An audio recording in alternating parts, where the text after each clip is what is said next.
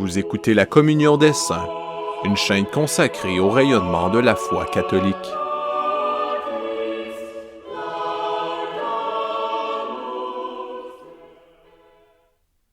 Chapitre 6. Dieu ne peut se définir. Avons-nous dit et fait entendre un seul mot digne de Dieu? Non, sans doute, et je sens bien n'avoir eu que le désir de le faire, car ce que j'ai pu dire n'est pas ce que j'ai voulu dire. Si j'en ai la conviction, n'est-ce pas parce que Dieu est ineffable? Et si ce que j'ai dit était ineffable, aurais-je pu l'exprimer? Comment même dire de Dieu qu'il est ineffable, puisque tout en lui appliquant cette expression, c'est en dire quelque chose. Il existe ainsi je ne sais quelle contradiction dans les termes, car si l'on doit regarder comme ineffable ce qui ne peut s'exprimer, ce dont on peut dire seulement qu'il est ineffable n'est plus ineffable.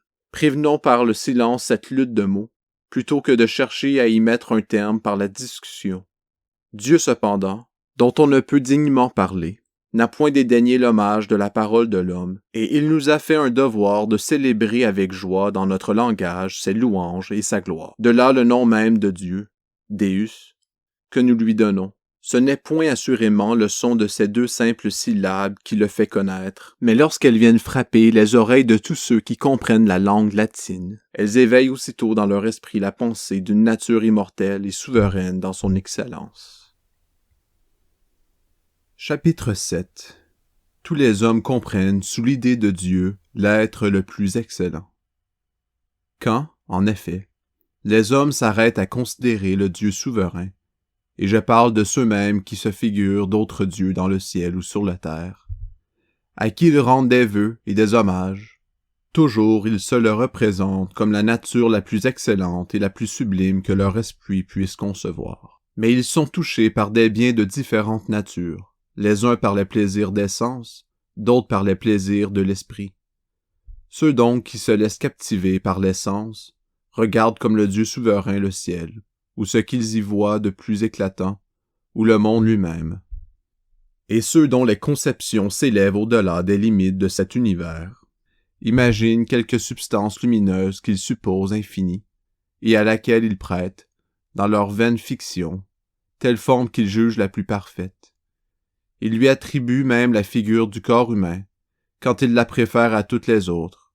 S'ils n'admettent pas l'existence d'un Dieu souverain de tous les dieux, mais en imaginent un nombre infini de même ordre, ils se représentent toujours chacun d'eux sous la forme corporelle qu'ils jugent la plus parfaite. Quant à ceux qui cherchent à découvrir par l'intelligence ce qu'est Dieu, ils le placent au-dessus de toutes les natures visibles et corporelles, au-dessus même de toutes les substances intelligentes et spirituelles, au-dessus de tous les êtres muables. Tous proclament à l'envi l'excellence de la nature divine, et pas un seul ne se rencontre qui regarde Dieu comme un être inférieur à quelque autre que ce soit.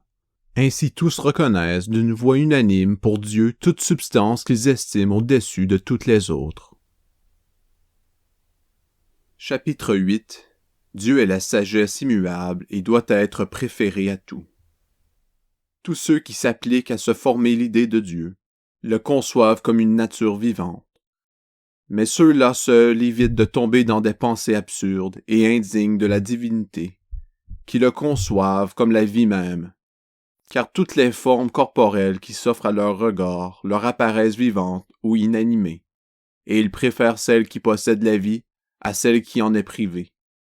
Ils comprennent aussi que cette forme corporelle vivante, quel que soit l'éclat dont elle brille, la grandeur qui la distingue et la beauté dont elle est ornée, n'est pas la même chose que la vie qui l'anime, et ils attribuent à cette vie une excellence incomparable sur la matière à laquelle elle est unie. S'attachent-ils ensuite à considérer la vie en elle-même, ils estiment bien supérieure à la vie purement végétative des plantes, la vie sensitive des animaux, et plus parfaite que cette dernière, la vie intelligente de l'homme. Frappés de nouveau du caractère de mutabilité clé cette vie intelligente, il se voit forcé de lui préférer encore une autre vie inaccessible au changement, c'est-à-dire cette vie qui ne s'écarte jamais des principes de la sagesse, et qui est proprement la sagesse même. Car l'esprit dont on dit qu'il est sage, c'est-à-dire qu'il a acquis la sagesse, n'était point sage avant de l'avoir acquise, tandis que la sagesse par essence n'a jamais cessé et ne peut jamais cesser d'être sage. Si les hommes ne connaissent cette sagesse, ils ne préféreraient pas ainsi sans hésiter la vie immuablement sage à la vie sujette au changement. Car la règle de vérité elle-même qui leur fait porter ce jugement leur apparaît avec ce caractère d'immutabilité, et cela dans une région supérieure à leur propre nature, puisqu'il soit en eux le changement et la vicissitude.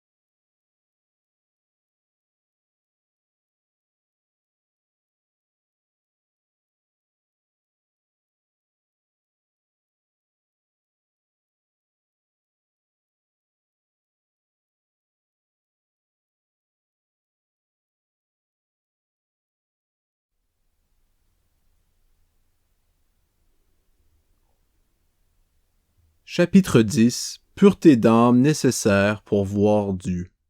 Nous sommes donc destinés à jouir de cette vérité toujours vivante et immuable, et par laquelle la Trinité sainte, le Dieu souverain de l'univers, gouverne toute sa créature. Or, il faut purifier notre cœur pour le rendre capable d'apercevoir cette divine lumière et de s'y attacher une fois qu'il l'aura contemplée. Établir en nous cette pureté, n'est-ce pas en quelque sorte marcher et naviguer vers la patrie? Car Dieu est partout et on s'approche de lui, non par les mouvements du corps, mais par la pureté des désirs et l'innocence des mœurs.